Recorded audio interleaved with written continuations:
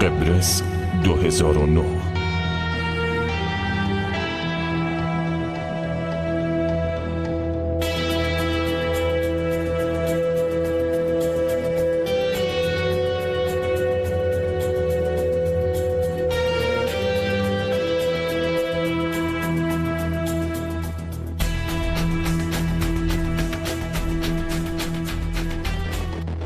از یه راه طولانی میام، اما یه راه طولانی تر پیش رو.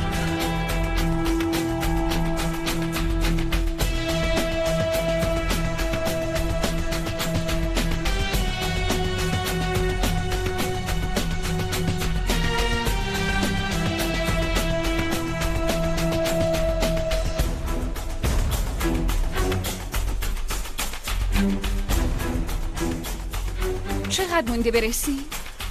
چیزی نمونده.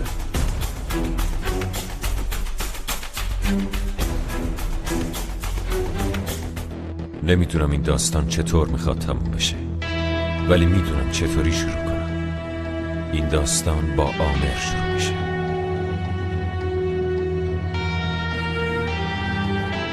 عامر یه دوست داشت که مثل برادرش بود.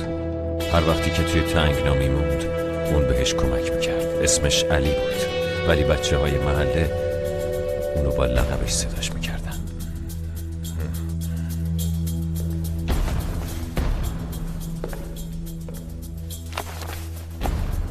پسر مگه دیوونه شدی؟ از یه طرف به صورتم نگاه میکنی و میخندی و از طرف دیگه دستات یه لحظه هم آروم نمیگیره.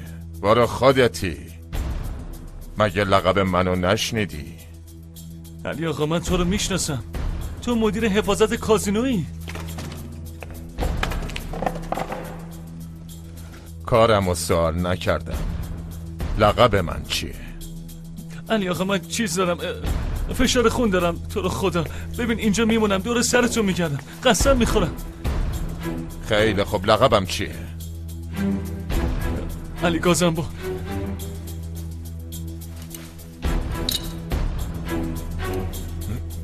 نه ببخشید دیگه کار نمیکنم. منو ببخش. نه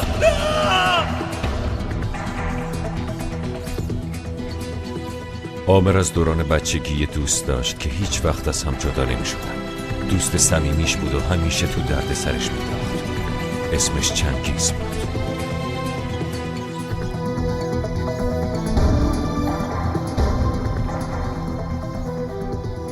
Eş hanım yukarıda, sizi soruyor. Son bir yer, geliyorum.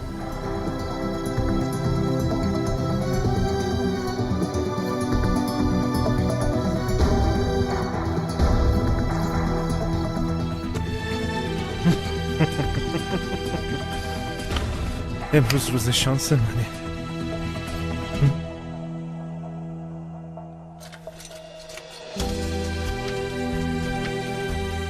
و دیگه این که یه دختری بود که عامر عاشق اون بود و دیوانه‌وار دوستش داشت. اسمش آیسان بود.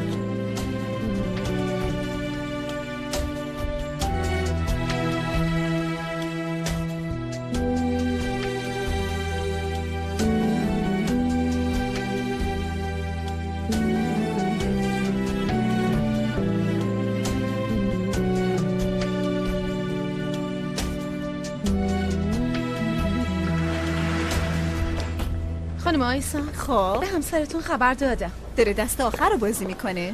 بله. امروز روز شانسش بوده. تو رو خدا چطوری این کارو میکنی؟ هنوز نتونستم بفهمم. مثل کتاب ذهن همه رو میخونی. نه همه کس آیلین، فقط اونایی که منو دوست دارن. صبح بخیر خانم آیسان. صبح بخیر. آقای ازل قراره که مهمون ما باشه، اومده؟ خیر خانم، چند دقیقه دیگه میاد. ایشون برای اولین باره که به هتل ما میاد. دوست دارم همه چیز عالی باشه. متوجه شدم خانم. درخواست مخصوصی داره؟ در واقع بله، چیزه نمیخواد بدون اطلاع کسی وارد اتاق بشه. بسیار خوب. معلوم آدم عجیبیه. عامر پسر خوبی بود، ولی یه ایراد اساسی داشت. به آدما زیادی اعتماد میکرد. وقتی اونا رو دوست داشت فکر میکرد خوب اونا رو شناخته. اگه سوال میکرد بهش میگفتم عامر، هر خیانتی با عشق شروع میشه.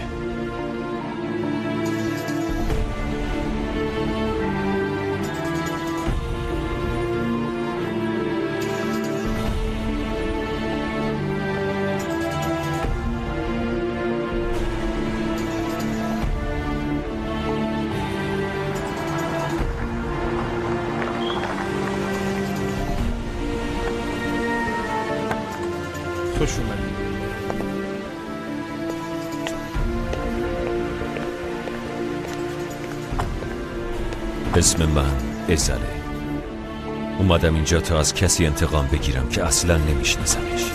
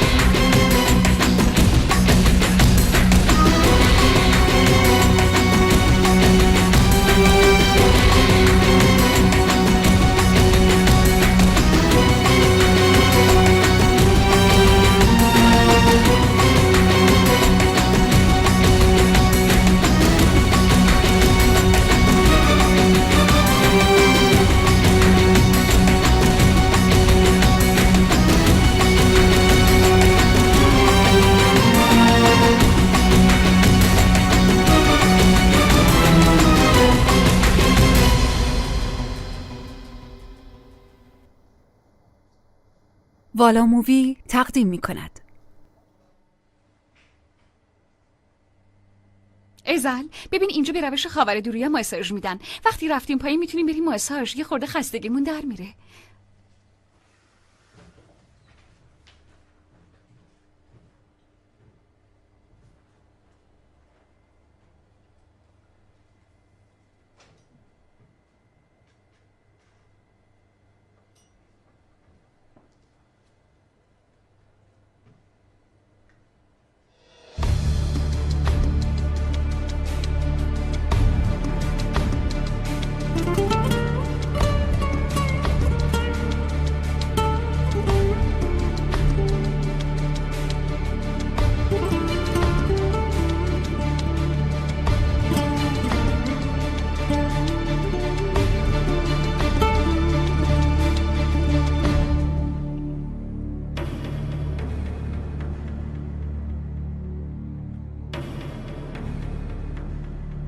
توفیق تعریف کن. دارم میخونم. ازال بایرکتار 32 سالشه و توی استانبول به دنیا اومده. ازال 4 سال پیش سر و کلش پیدا میشه. قبل از اون هیچ کی اونو نمیشناخته. مونت کارلو، لاس وگاس و بوینس آیرس. دست کم تو 20 بازی بزرگ اسمش ثبت شده. درآمدش خیلی زیاده و خیلی هم میوازه. منظور این که تو بعضی جاها خیلی پول باخته و بعضی وقتا هم زده زیر گوش آدمای درجه 1. حقه باز نباشه. سابقه ای نداره. توی هیچ قمارخونه ای چیزی مبنی بر اینکه حقه بازی کرده باشه ثبت نشده. تر و تمیزه. خوشم نیومد. زیادی تمیزه.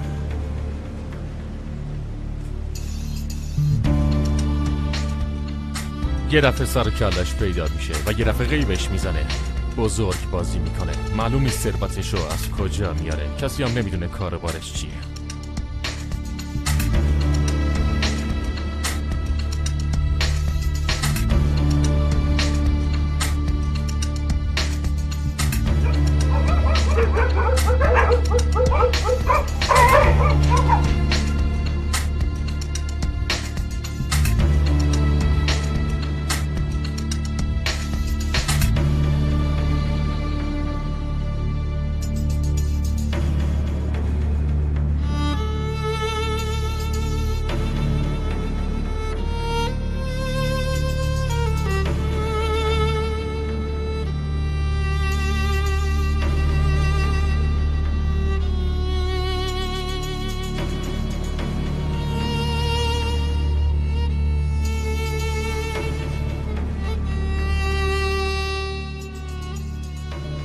با این شماره تماس بگیر. یکی از دوستای خوبمه توی اداره پلیس. بهش بگو اگه درباره این ازل چیزی پیدا کرد خبر بده. باشه. دقیقاً چی میخوای بدونی ها؟ همه چیز. اینا بازیکنای بزرگی هستن. اینا میتونن هتل رو یا نجات بدن یا غرق کنن. سر میز اینا میلیون ها دلار پرواز میکنه. میخوایم این دلارا به سمت ما بیاد. گرفتی چی گفتم؟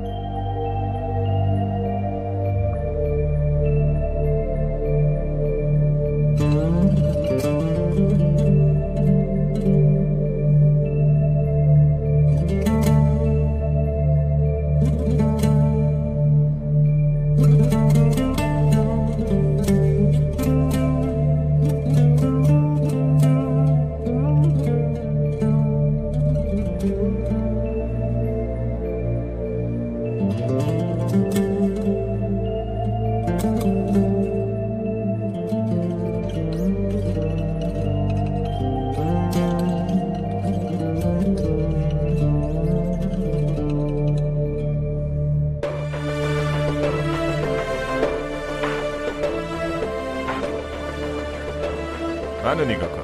هر حرکت این طرف رو به من خبر بده. متوجه شدی؟ حتما. مگه به چیزی شک دارید؟ تو چند وقت اینجا داری کار میکنی؟ یه هفته شده؟ باید دقت کنی. با تو خیلی کار داریم. باید به همه چیز مشکوک باشی.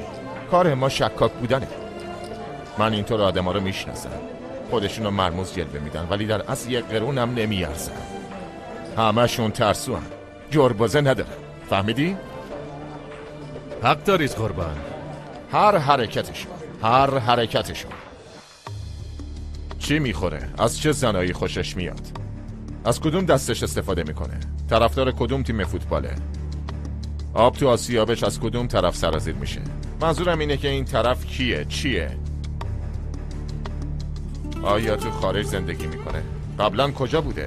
خلاصه ازل بایراکتار کیه؟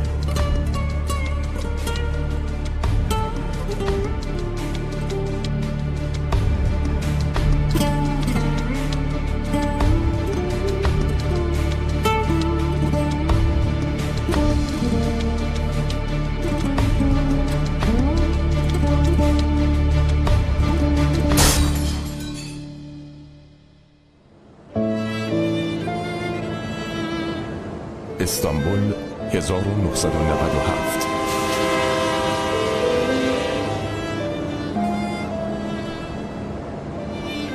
اومدم. وایسا بچه. کجا رفت پسر؟ نیستش. میخواد قبل از ما برادرشو پیدا کنه.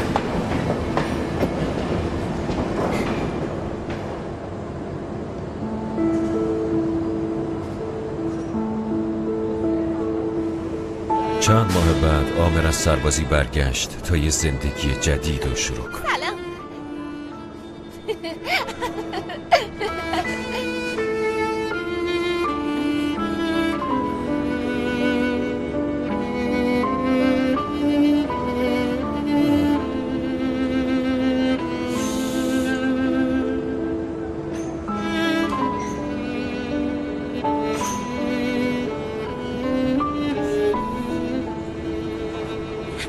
پسرم. مامان جون چطوری؟ پسرم.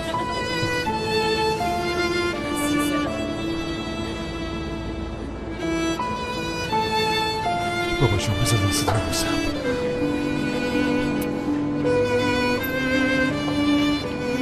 مامان داری میبینی؟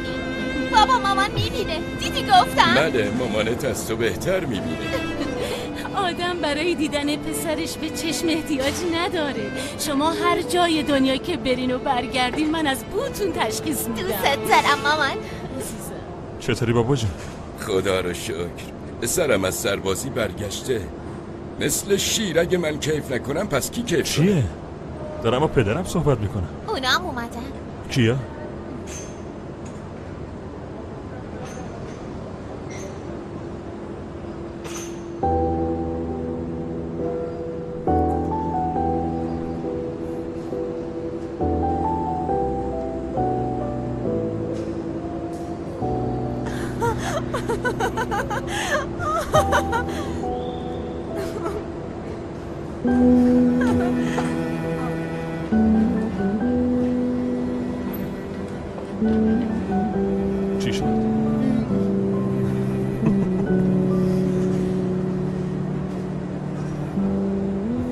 وایسا، همه دارن میبینن. چقدر دلم برای تنگ شده بود ایسا. الله بس کنید دیگه این قرتی بازی ها رو. کار زندگی رو ول کردیم اومدیم 2 کلمه حرف بزنیم. چه خبر؟ دیگه داداش علی اینا نداریم، آدم بشین دیگه. همون علی کافیه. داداش صبر کن، بذار تا یکم به خودم بیام و بهت همه چی رو بگم. واقعا؟ چته؟ نکنه مشروب خوردی؟ بیاین به مناسبت ورودش جشن بگیریم. پسر تو بازم شلوغش کردی؟ نمیدونی وقتی نبودی چقدر حسابی شلوغش کردم. پس دمت گرم. هرچی باشه گفتم تا الان منو جمع و جور می‌کنی. زنده باشی. داداش وایسی. خیلی خوب. حالا بعضی وقتا راحت از اونایی که دوستشون داری جدا میشه. سیاهی و شک و تردید کل وجودتو فرا میگیره. به این فکر میکنی که اگه نباشی همه چی تغییر میکنه، یا اینکه وقتی برگشتی همه چیز تغییر کرده باشه و مثل گذشته نباشه.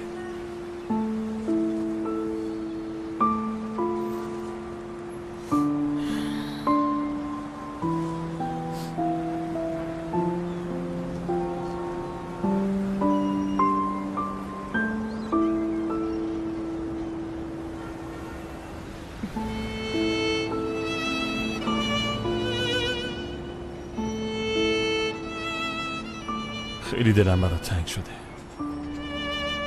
خب الان اینجا چرا اینطوری شدی؟ حالت بده؟ وقتی سربازی بودم یه بار برامون تله گذاشتن، خودمونو توی همچین غاری انداختیم. آمر گروهبانم کنارم بود، میگفت شلیک کن، ولی من فقط مشتمو گره کرده بودم و باز نمیکردم. توی ذهن خودم فقط دستای تو رو گرفته بودم، مثل اینکه وقتی دستمو باز کنم فرار میکنی و میری. یکم مسخره شده بود. گروهبان سعی میکرد مشتمو باز کنه. بعد بازش کردی؟ البته که بازش کردم. زد و خورد بود، چی کار میکردم؟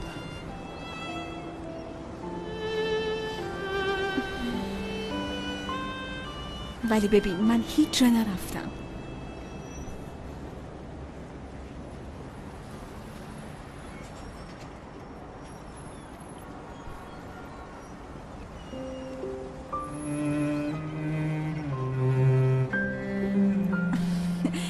دیرمون میشه.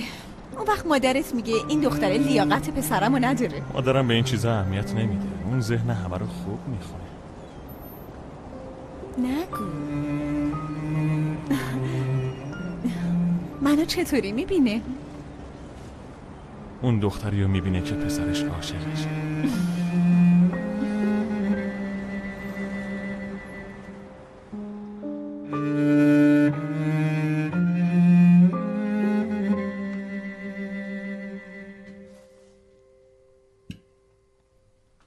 پسرم خیر انشالله. نکنه از جشن عروسی میای؟ چنگیزم اینطوریه، کت شلوار پوشیده. عمو ممتاز نه، من تو بابا یه هتل تو ساحل باز شده، کازینو داره، چنگیز اونجا کار میکنه. نکنه اونجا آواز میخونی؟ قمارخونه مگه انگلیسیش کازینو نمیشه؟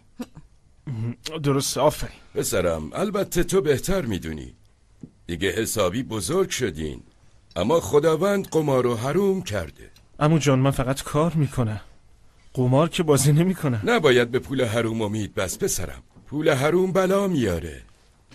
عمو جان شما این حرفو میزنین ولی نمیدونین چه آدمایی اونجا هستن. یعنی کسایی که به پول نمیگن.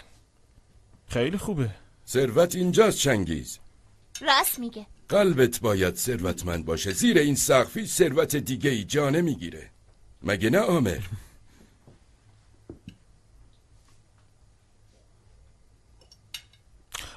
راستی آیسان بهت گفت؟ چیو؟ اونم جایی که من هستم کار پیدا کرده.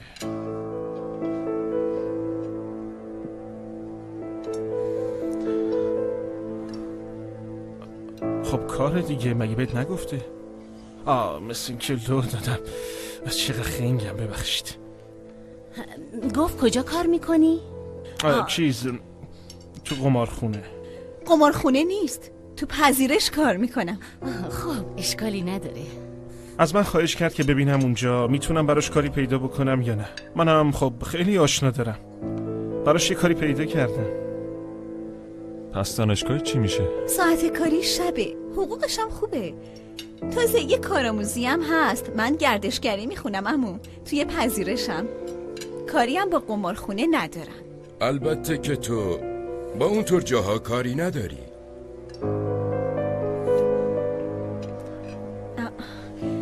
من چایی میارم. ممنون دخترم.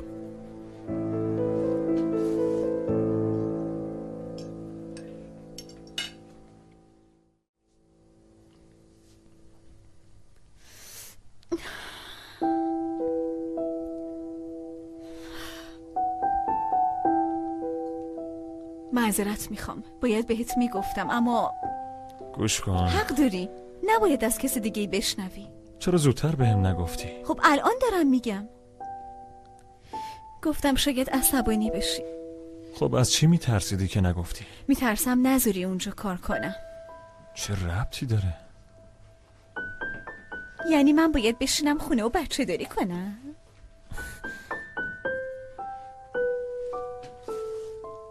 تا چی پیش بیاد؟ باشه، هرچی مرد خونه بگه همونه.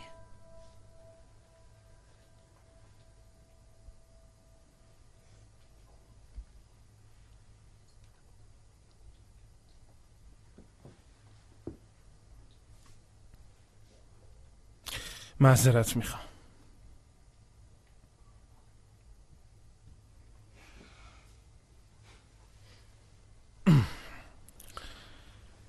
دختر خیلی خوبیه، باور کن.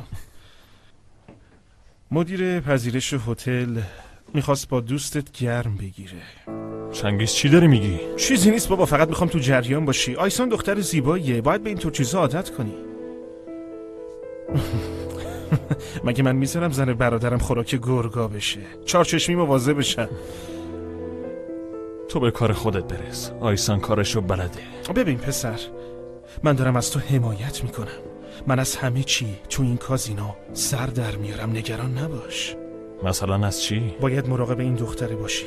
میدونم که شما همدیگه رو دوست دارین، همه اینو میدونن.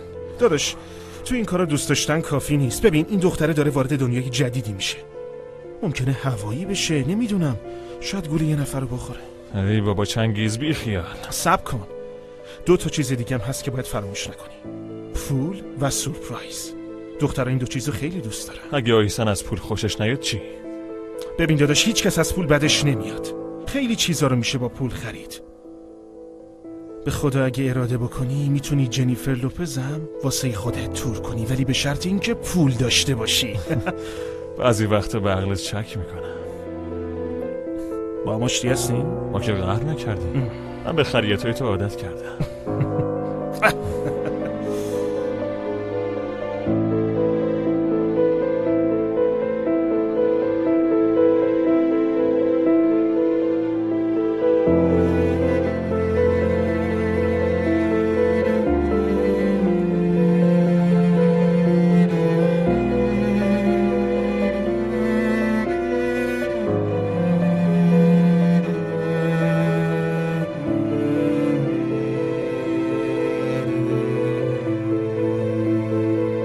قبرس 2009. ازا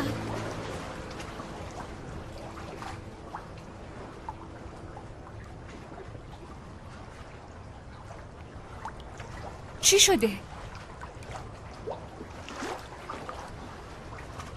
بهترین روز زندگی من 12 سال پیش توی همچین روزی بود، اما خیلی دیر هوشیار شدم. چی شده؟ شبنم، کامیل، از اولی که شروع کردیم همه چیزو به شماها گفتم. چطور مگه؟ از این به بعد راهمون جدا میشه. ازل چی داری میگی؟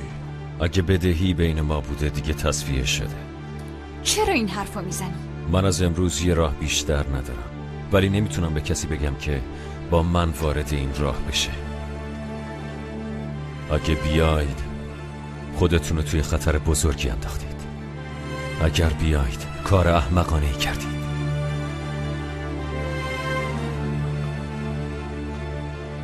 انتخاب با خودتونه.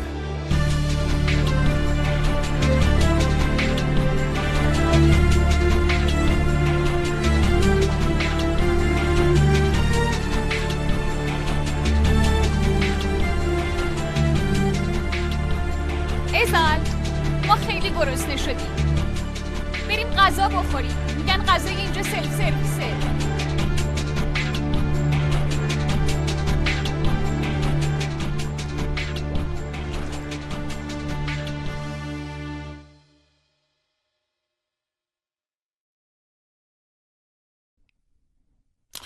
ببین اینم نشد.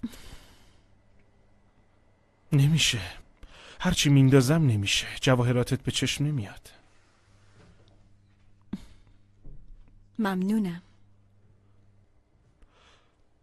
خوشت اومد؟ قشنگه. شب برای شام میریم بیرون. تو چته؟ هیچیم نیست چنگی، زود باش. من تو رو میشناسم، یه چیزیت شده. دستمو ول کن.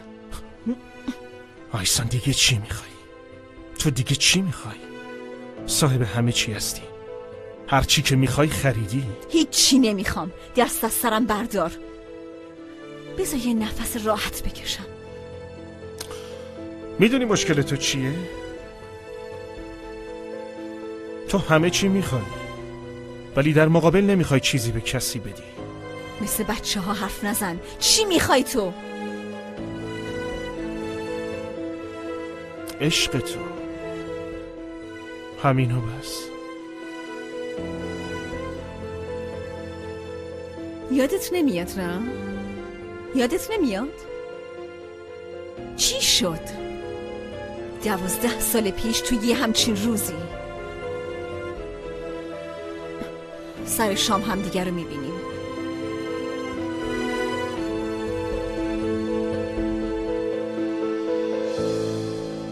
شبنم از بازی امشب بگو.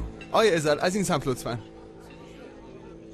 اونجا یه اتاق مخصوصه. توی اون اتاق بازی میکنیم. یه نفر به اسم رحمی اونجاست. همچین آدم با عرضه‌ای هم نیست ولی یه بلغاری هم تو بازیه. اونو از قبل میشناسم. آدم با عرضه‌ایه. بازیشو برات تعریف میکنم.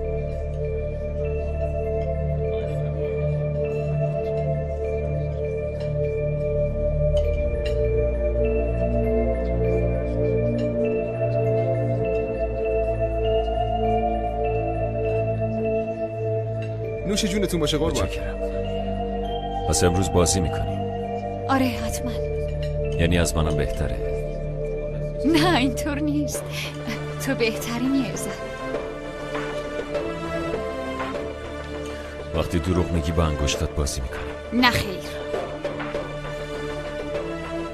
بگذاریم. آیسانم وارد بازی میشه؟ بعضی وقتی بازی سنگین باشه وارد میشه یا اینکه چیزی چشمشو بگیره.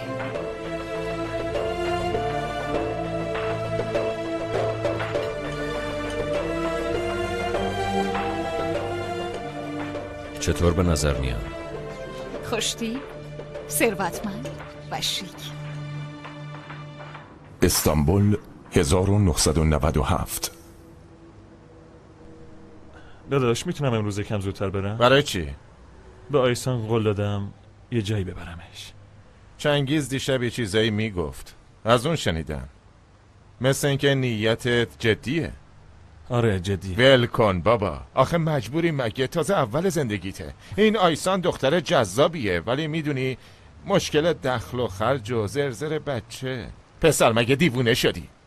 داداش علی من عاشق اون دخترم. پسر تو احساساتی شدی. حالا سعی نکن منو بوس کنی ها. بریز. میذارم از این محله لعنتی میرم. آخرش اینجا رو ول میکنم. سلام. چطوری پسر؟ متشکرم. زنده باشی. داداش این روغن موتور ما رو زود عوض میکنی؟ انگار قرار نیست شانس به ما رو کنه. به چی میخندی؟ چیزی شده؟ نه اینطور نیست. مثل اینکه اینجا تازه واردی. اصلا تو کی هستی که داری توی صورت من میخندی؟ نه داری اشتباه میکنی. خفه شو، حرف نزن. ماشینو وردار بیار. شما همتون از پشت کوه اومدین. خدا به همه ما رحم کنه. شما استانبولو هم مثل خودتون کردین. دوباره ماشینت قاطی کرده؟ آره باز دوباره قاطی کرده. نگران نباش.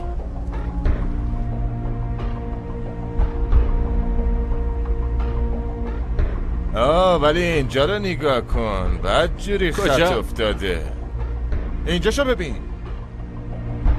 چی کار داری میکنی؟ چی کار داری میکنی؟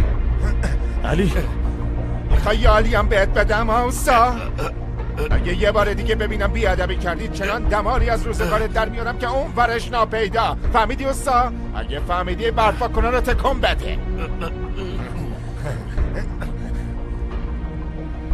میکشمت. خودتو مرده بدون. همونطور که همه تو رو میشناسن منو هم میشناسن.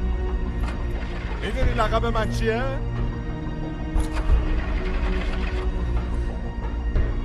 علی گازنبر. شیر فهم شد؟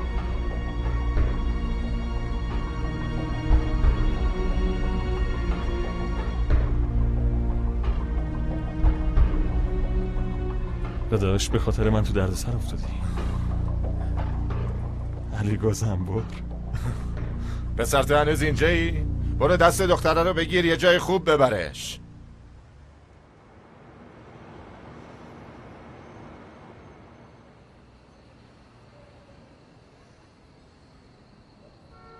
آمر بیا. اینجا خیلی گرونه. بیا بریم.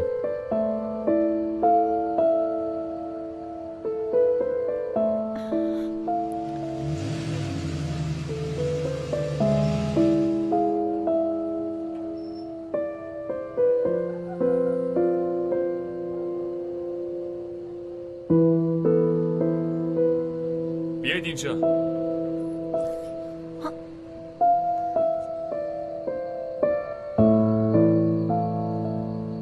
خوش اومدی. ممنون.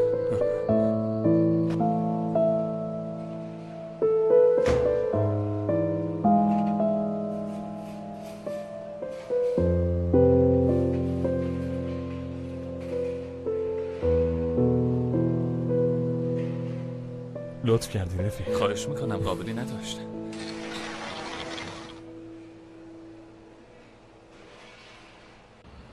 آمر ممکنه کسی ما رو ببینه. اینجا سورپرایزه.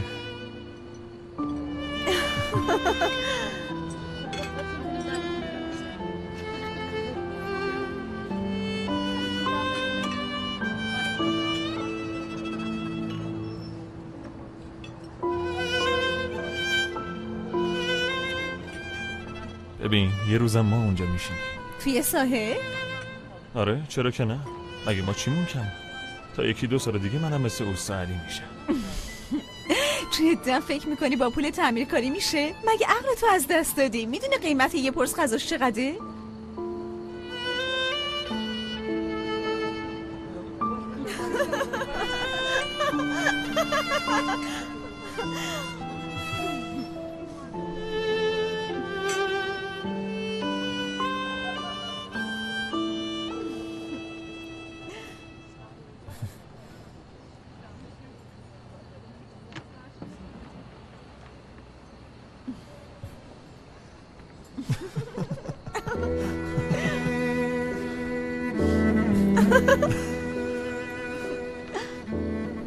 آیسان تو چرا با منی؟ این چه حرفیه؟ تو میتونی با هر کی که بخوای باشی. اینه رو ببین. تو از اونایی که اونجان خوشگل تری. تو اینجا با من چی کار میکنی؟ تو چی داری میگی آمر؟ آیسان راستشو بگو، تو منو واقعا دوست داری؟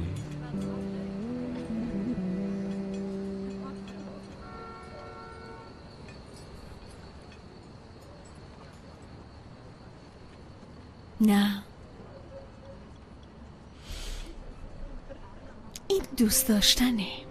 هر کسی هر چیزی رو دوست داره، ولی حکمتش اینه که ما با آدمای کوچه و خیابون کاری نداریم. اونا از دنیا میرن و ما ناراحت میشیم. من نمیخوام تو رو دوست داشته باشم. میدونی عامر، من داشتم غرق میشدم و نجاتم دادی. تنها چیزی که منو تسکین میده تویی. تو قلب منی.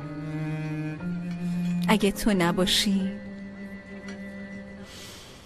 آیسانی هم نیست.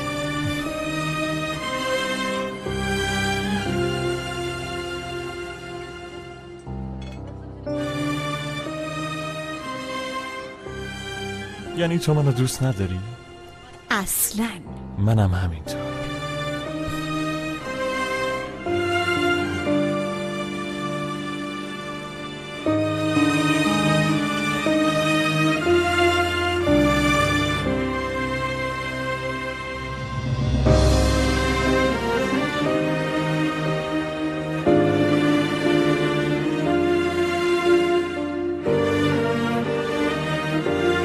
قبرس 2009.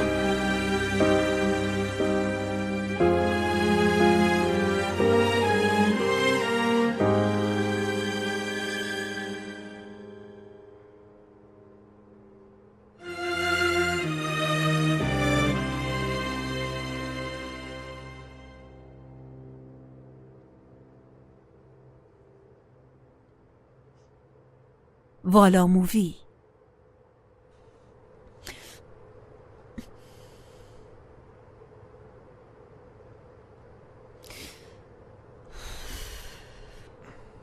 من معذرت میخوام. منو بخشیدی؟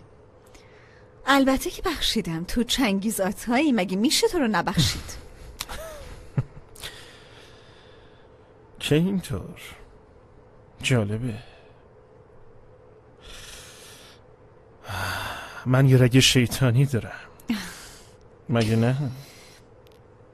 همینطوره. در از تو خیلی منو دوست داری، درسته؟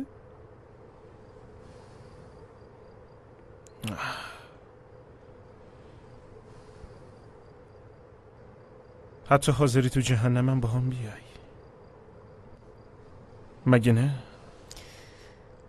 الان که تو جهنمم چیز سختری پیدا کن. امشب واسه بازی میای؟ میخوام زود بخوابم. بیا دیگه، چی میشه؟ امشب میخوام به خاطر تو بازی کنم.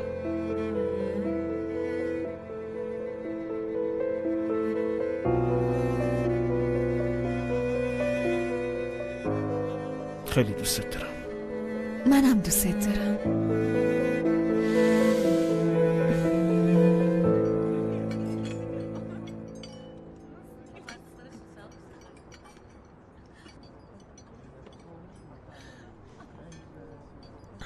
چیه این؟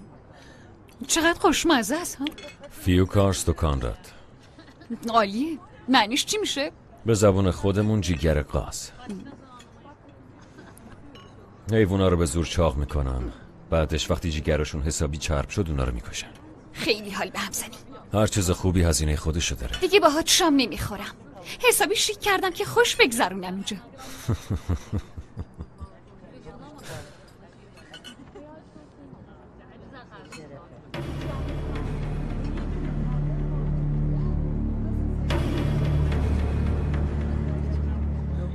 چی شد؟ ازال؟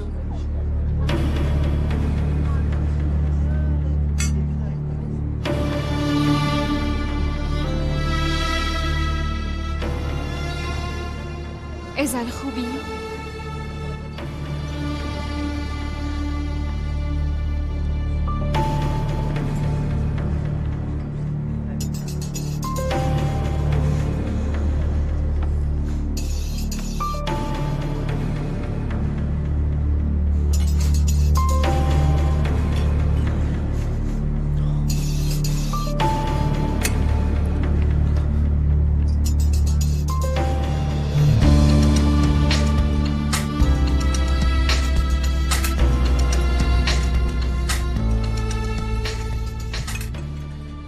استانبول این امانت مال تو. 1997. روزی که با پدرت ازدواج کردم بهم دادش. یادم اون موقع ازم قول گرفت که اینو به پسرم بدم. اینو مادرش بهش داده بود. من به قولم وفا کردم. تو هم باید همین کارو بکنی. بیا مادر جون خوشگل من.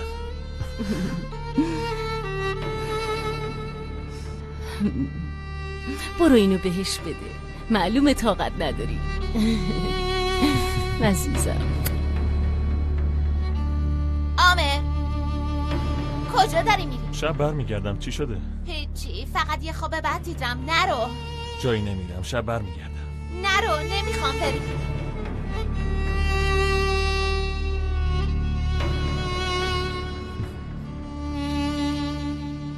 اون برگشت و ما رو نگاه کرد. داره میره.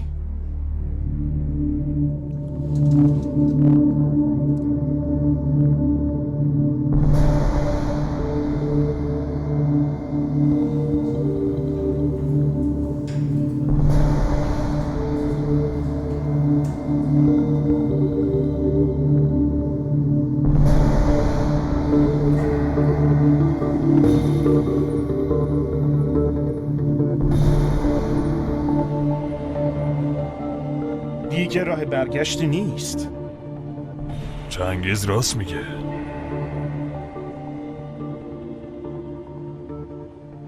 چنگیز، تو چه آدمی بودی ما نمیدونستیم؟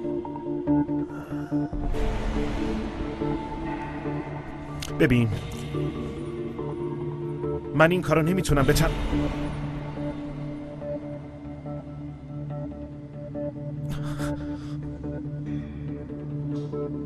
بیا اینجا و من رو از دست این گرگا نجات بده. چی شده؟ من دیگه باید برم. خداحافظ. خداحافظ. به سلامت.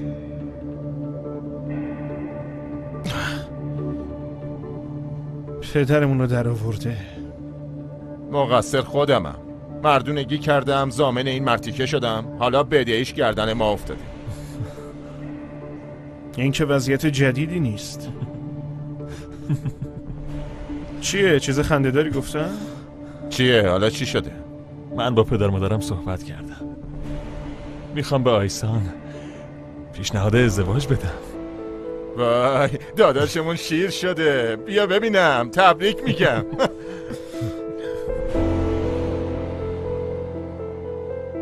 مبارک باشه. ممنون. عامر رو بغلش کن. داداشمون مثل که احمق شده. به تبریک میگم رفیق.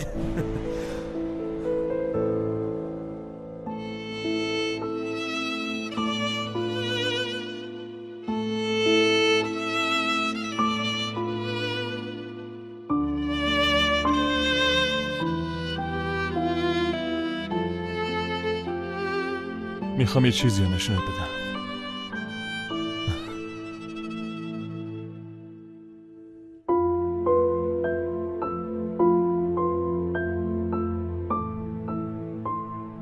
آیسان، با من ازدواج میکنی؟ همسرم میشی؟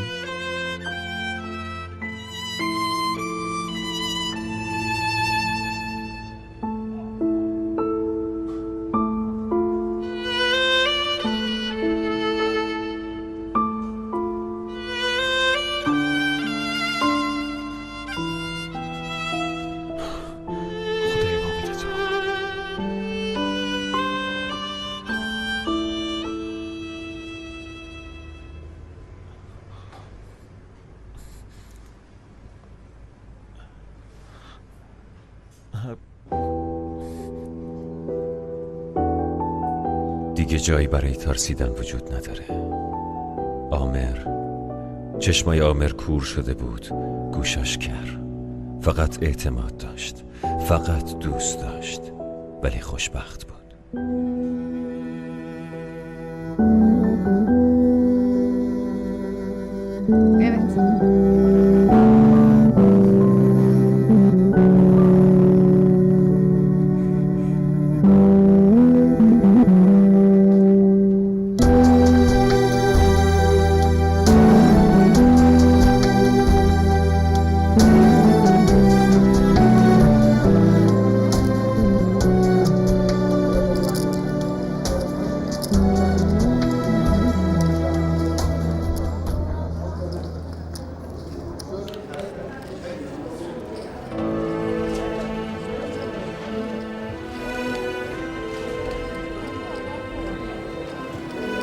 Başlı efendim.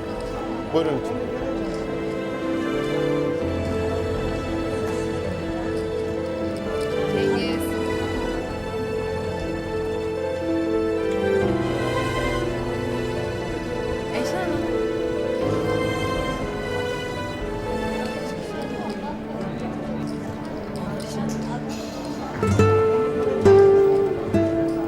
Hazır mısın?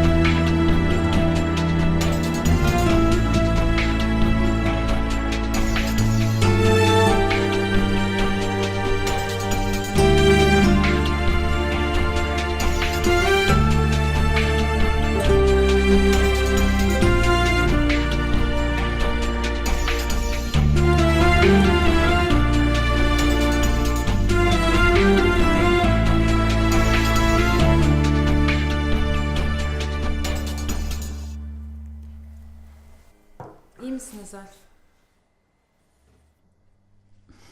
ازل شبنم برام یه مسکن میگیری؟ البته تماس میگیرم سری بیارن. خودت برو بگیر. Tamam, ben şey edeyim, getireyim.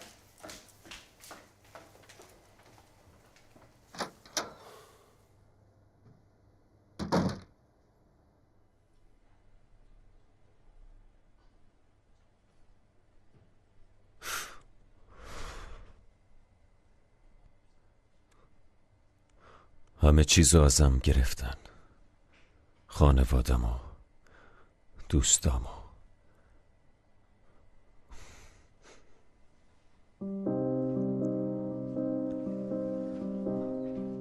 همه زندگیمو ازم گرفتن. حالا من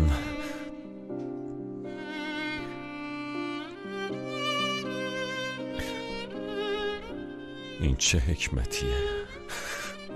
خدای من این چه مجازاتیه؟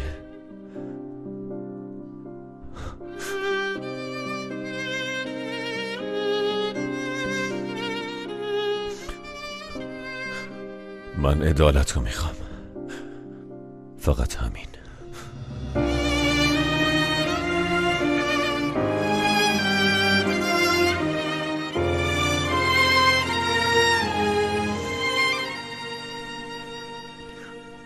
دیگه جایی برای اشتباه وجود نداره، ولی فراموش نمی‌کنم.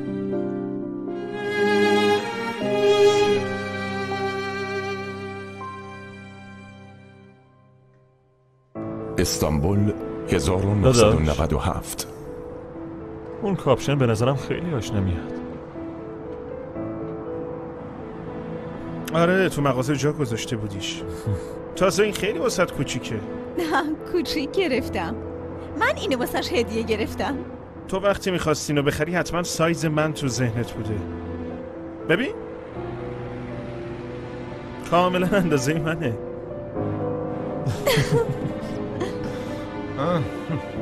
بازگیر این مرتی که افتادیم. برای اونم خدا یکی رو قسمت میکنه. یه 10 سالی باید بگذره، فعلا باید بزرگ شه. تا 10 سال دیگه کی زنده است کی مرده؟ 10 سال بعد یه روزی مثل امروز. خب به نظرتون اون روز داریم چی کار میکنیم؟ ها؟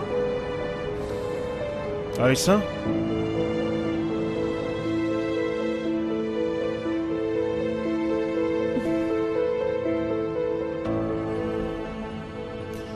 من حتما تو خونم، تو خونه خودمون منتظر شوهرم. پنجره بالکن اینطوری باز میشه، ولی آمر نیست، پسرمه، نتونسته بخوابه. ازم میپرسه بابام نیومده؟ حالا من میگم تو دریا با همون قایقی که گفته بودم 22 متره رو آب دارم میرونم. آبجو من باز کردم. وایسا منم بیام.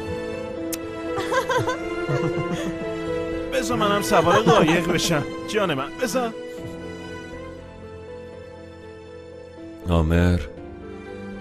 آمر بعدها وقتی توی سلول تنگ و کثیف روی زمین نشسته بود این روزو به خاطر می آورد. میخواست بگه که اون روز یکی از بهترین روزهای زندگیش بود. ظرف 1 ساعت یه زندگی طولانی از جلوی چشماش گذشته بود.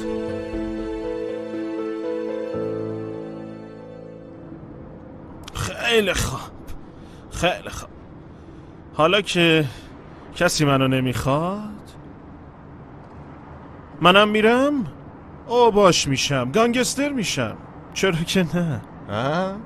همچین دخلی ازت بیارن که 2 روز بعد بیای پیش من داداشلی التماس کنی. مگه من عاجزم ها؟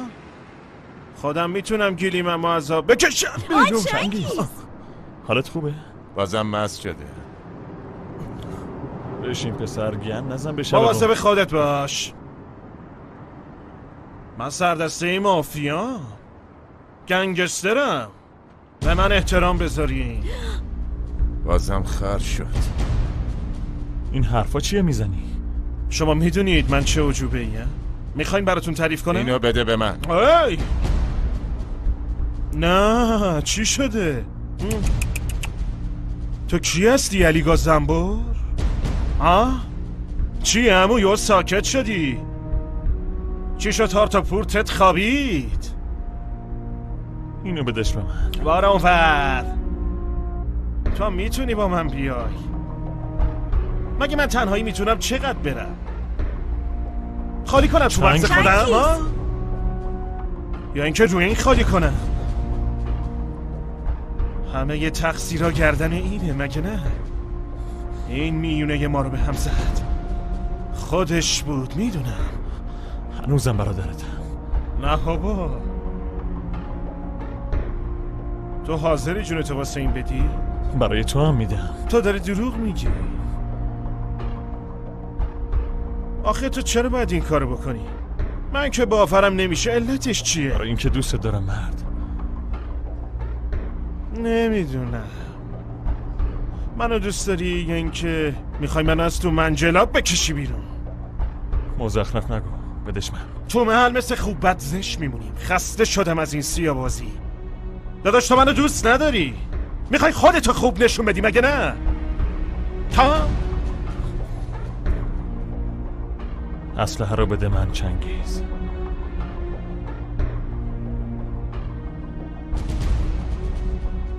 میل خودته آمر.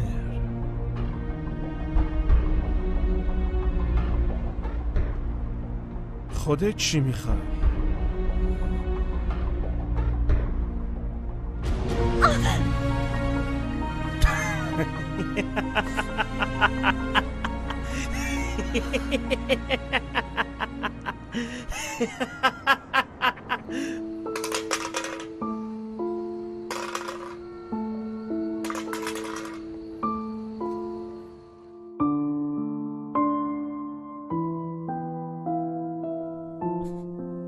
هیچ چراغی روشن نیست. خالت خوابه. نه اون خونه نیست، بازم رفته پیش دوستاش. فردا ممکنه بیام خونتون. شاید من تو فردا از بی‌صبری میمیرم. فکرشو بکن. وقتی ازدواج کنیم دیگه هر روز توی خونه کنار همیم.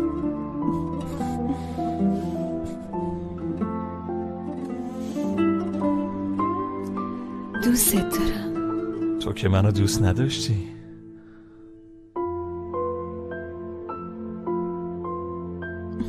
امروز دوست دارم. تو همه چیز منی. آیسا منم تو رو دوست دارم. تو توی قلب منی.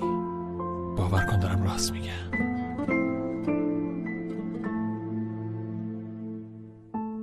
آمر،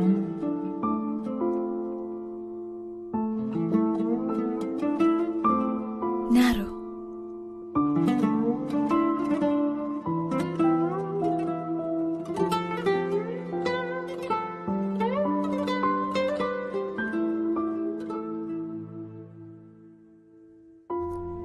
آیسا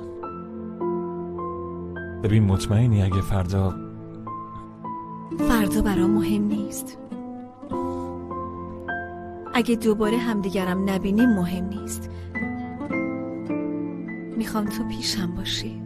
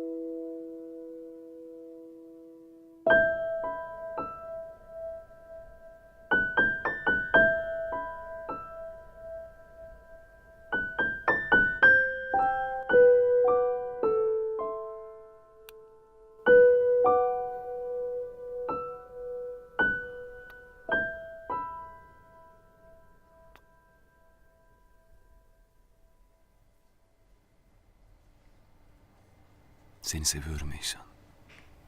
Ben de seni çok seviyorum.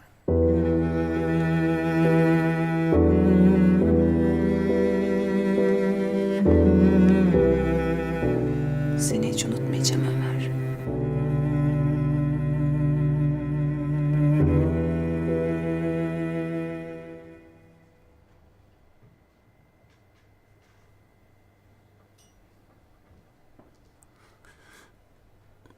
İhsan.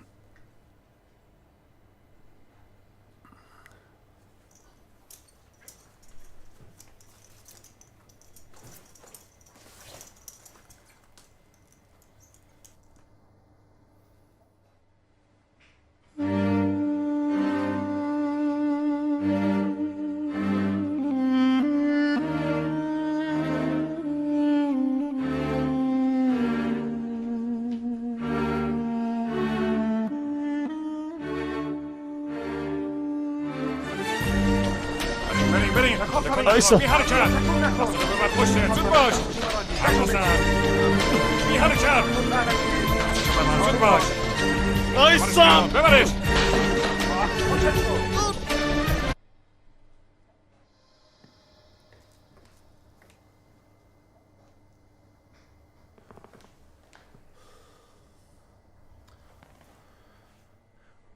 چقدر خوابیدم؟ بیشتر از نیم ساعت. بازی شروع شده؟ الان تماس گرفتن. منتظر شمان.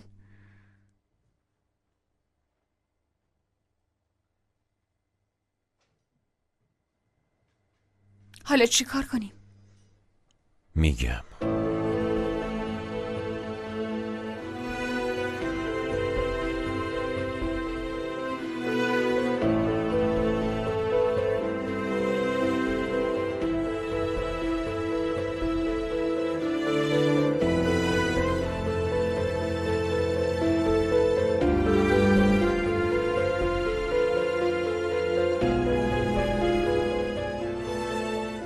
دوستان عزیز، مثل این که کمی تأخیر داری. من از طرف ایشون از شما عذرخواهی میکنم. 5 دقیقه دیگه منتظر میمونیم.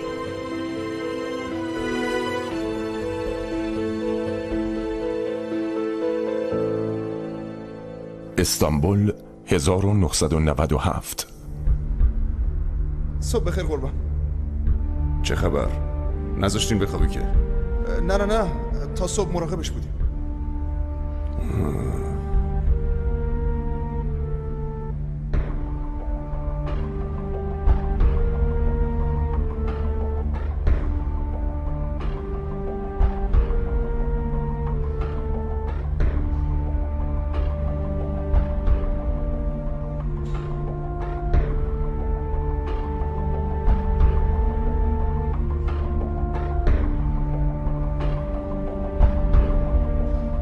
قربان چی شده؟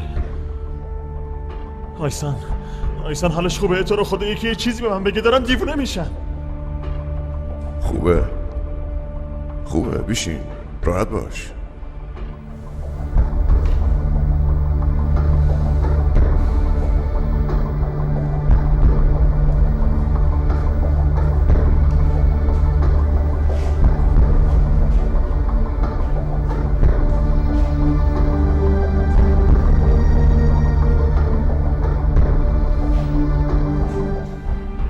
حالت خوبه؟ چی شده؟ منو برای چی آوردن اینجا؟ دوستم اونجا بود، حتما اشتباهی پیش اومده. چی شده؟ به من بگید. درسته، خودتو ناراحت نکن. بیا این روزنامه رو بخونش. چه روزنامه‌ای؟ دارم دیوونه میشم. چند ساعته که هیچ کس نمیاد اینجا و چیزی نمیگه. حالا چه وقت روزنامه خوندنه؟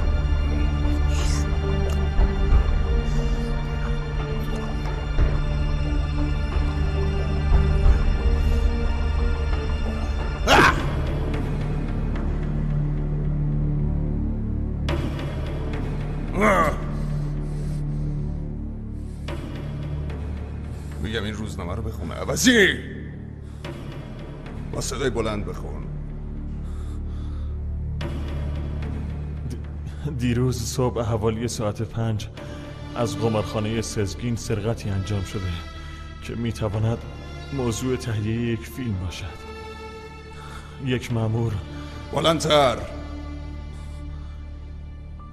یک مأمور حفاظت در این سرقت کشته شده. 2 ساعت پس از سرقت سارق در محل اختفای خود دستگیر شد. خوندیش؟ فهمیدی؟ میخوای صورتتو در به داغون کنم؟ چی؟ چرا داری توهین میکنی؟ بخونش، ادامه بده. بی همه چیز.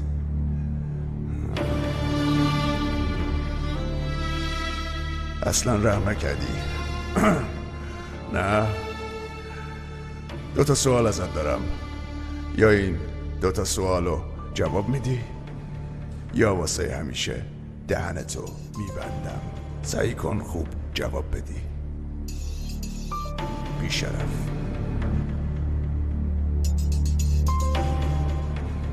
سوال 1. تو این سرقت شریکات کیا بودن؟ 2.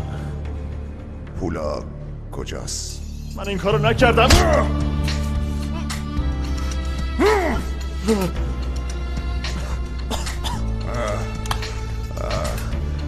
ما اینجا کتک نمیزنیم.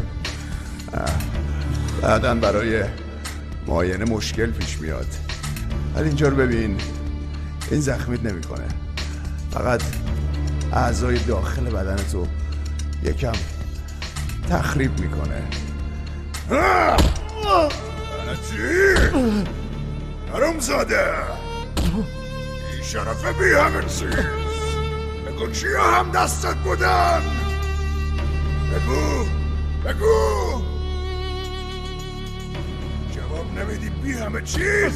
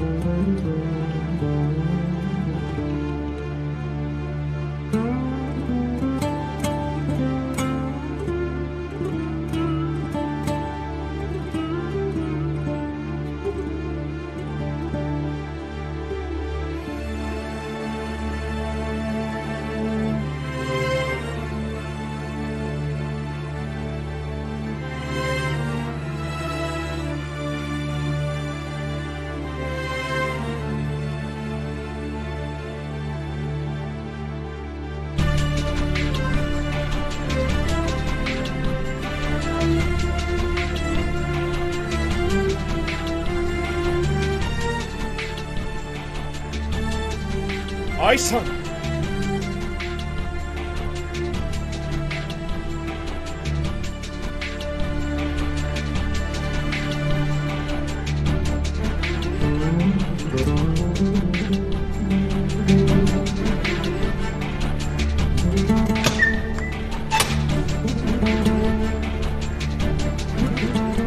بلند شو. بله. دادگاه داری.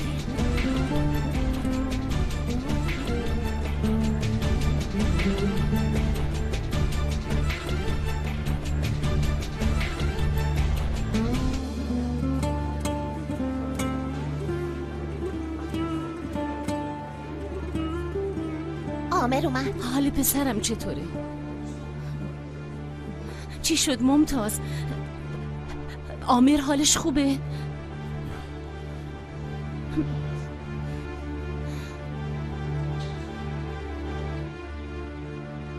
با توجه به کیفرخواست مطروحه از جانب دادستان، از این لحظه جلسه با حضور متهم عامر اوچار آغاز می شود. متهم عامر اوچار، بلند شد. آیا تو عامر اوچار فرزند ممتاز و ملیحه اوچار هستی؟ بله. علیه تو ادعا شده که صبح روز 18 سپتامبر 1997 عمدن وارد قمارخانه هتل سزگین شدی و با شلیک گلوله به سر کارمند حفاظت قمارخانه سرقت مسلحانه انجام دادی. حالا آیا به این کار اعتراف میکنی؟ من این کارو نکردم. من بیگناهم. بنا به دلیل شماره 1 عکسو به متهم نشون بدی.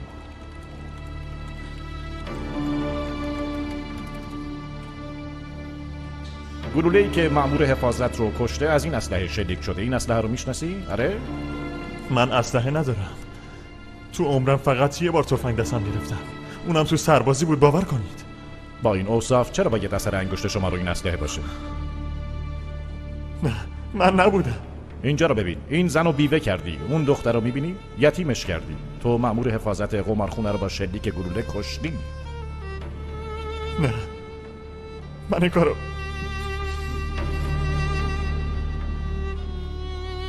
دلیل دوم رو به متهم نشون بدیم.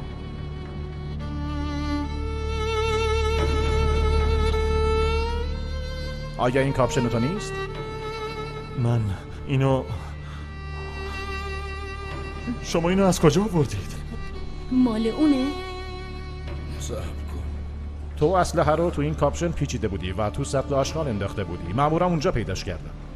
من این کارو نکردم. ما مدارک کافی داریم. توی چشمم نگاه میکنی و میگی بیگناهی؟ داداشی من دروغ نمیگه مامان. عامر جناب قاضی، من میخوام شاهد اصلی رو به اینجا دعوت کنم. متهم اون ساعت با کسی دیگه و جای دیگه حضور داشته. بگید بیاد تو.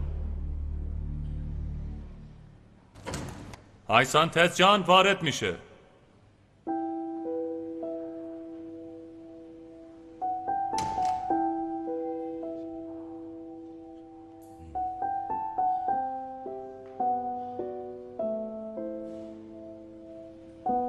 آیسان.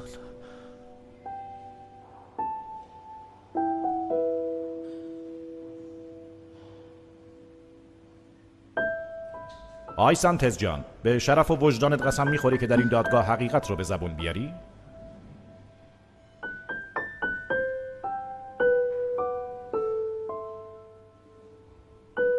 قسم میخورم.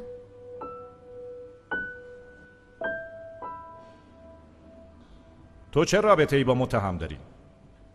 من و عامر با هم دوستیم. متهم رو روز حادثه دیدی؟ بله، نیمه شب دیدمش. کجا؟ چی کار میکرد؟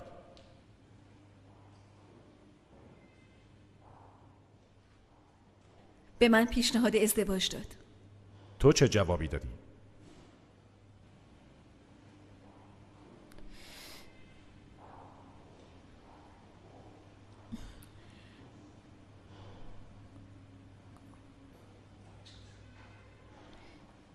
رد کرد. متهم رو بنشونید.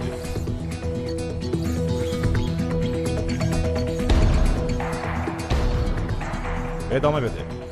عامر شب اومد پیش من، یه حلقه به هم داد. خاله ملیحش بهش داده بود. چرا رد کردی؟ عامر این روزا خیلی عوض شده بود. بعد از اینکه از سربازی برگشت یه آدم دیگه شده بود. عجیب و غریب بود. خیلی دعوا میکرد. خیلی ازش میترسیدم. آیسان بشین سر جات. من تو هتل کار میکنم. دائما درباره قمارخونه سوال پیچم میکرد. چه ساعتی باز میشه؟ درا کی بسته میشه؟ و از اینجور سوال. آیسان چی داری میگی؟ چرا داری دروغ میگی؟ بشین سر جات وگرنه اخراجت میکنم. دخترم نترس، نمیتونه کاری بکنه.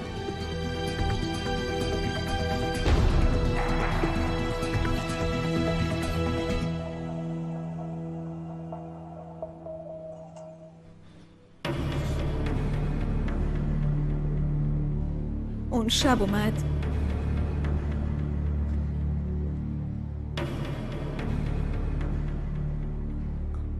پیش من.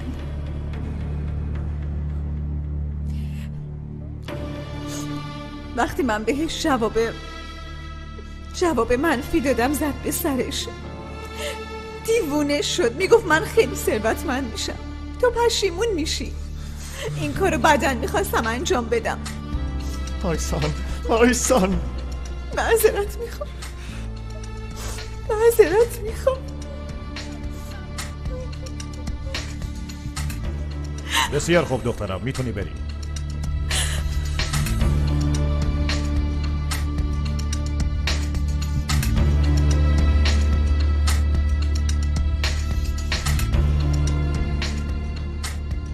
داداش اون کاپشن به نظرم خیلی آشنا میاد.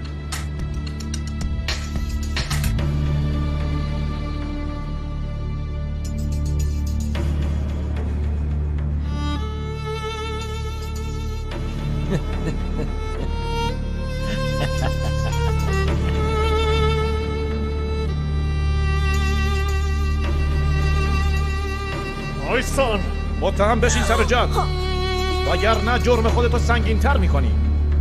اونو بنشونی سر جاش زودتر. تو کی هستی؟ من تو رو نمیشناسم. تو کی هستی؟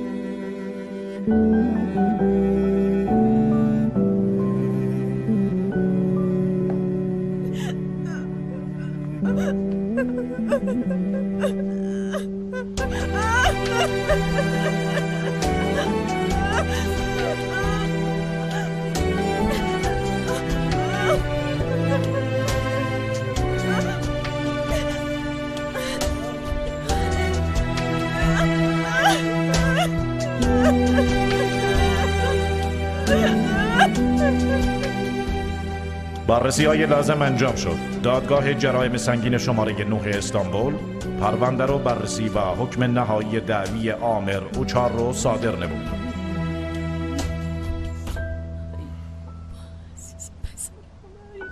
داداشی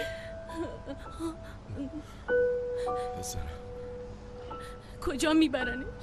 بنا به مواد 83 و 92 قانون جزایی ترکیه متهم عامر اوچار به جرم سرقت مسلحانه و قتل عمد بدون هیچ تخفیفی به 30 سال حبس محکوم می شود. بابا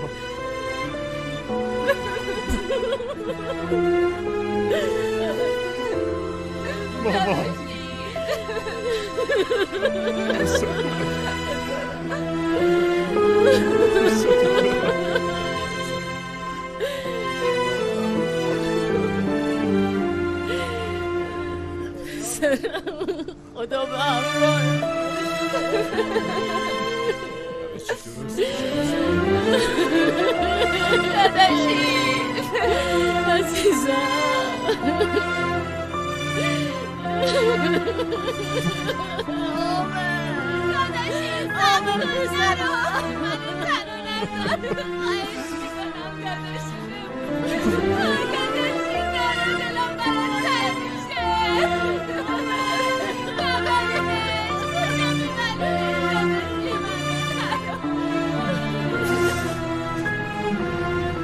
خداحافظ.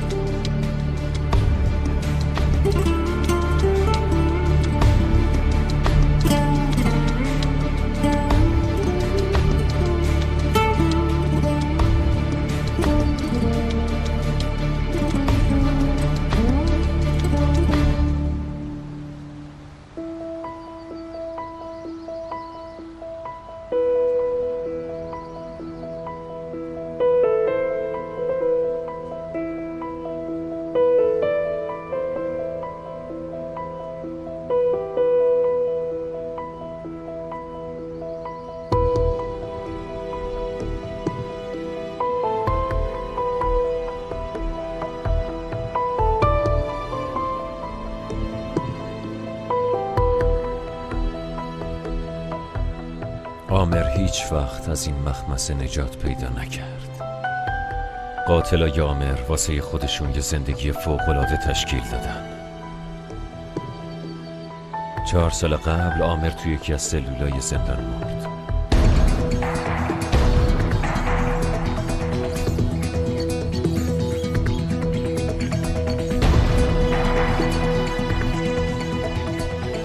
اما اونا نمیدونستن که انتقام از مرگم قوی تره. قبرس 2009.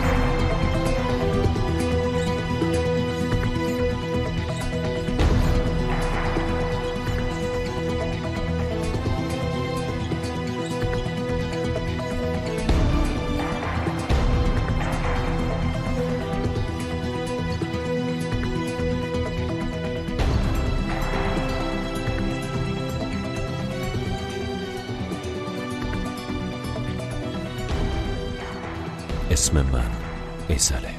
داستان آمر از اینجا تموم میشه و داستان من شروع میشه.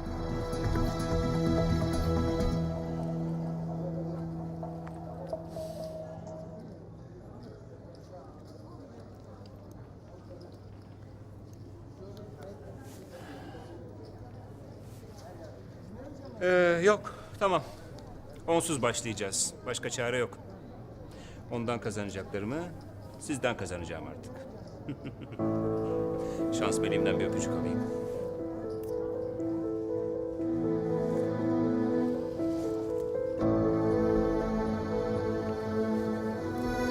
Siz başlamayacaktınız herhalde. Aa.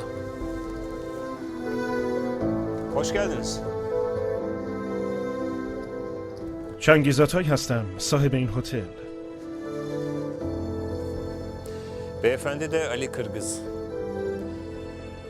ایشون وزارت هتل. حالتون چطوره قربان؟ موقع رفتنم سوال کن. با علی شما در امان هستیم.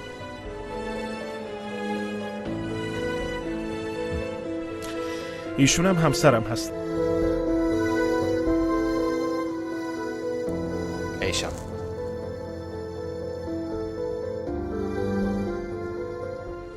منم کنار ایشون در امانم.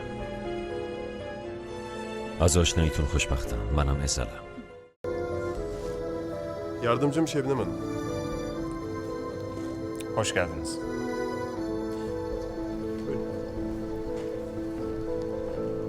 İyi akşamlar beyler.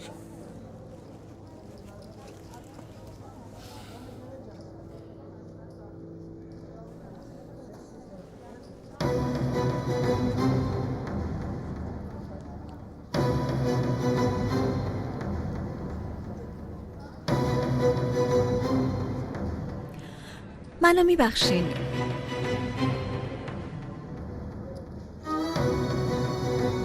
Sizi bir yerden tanıyor muyum?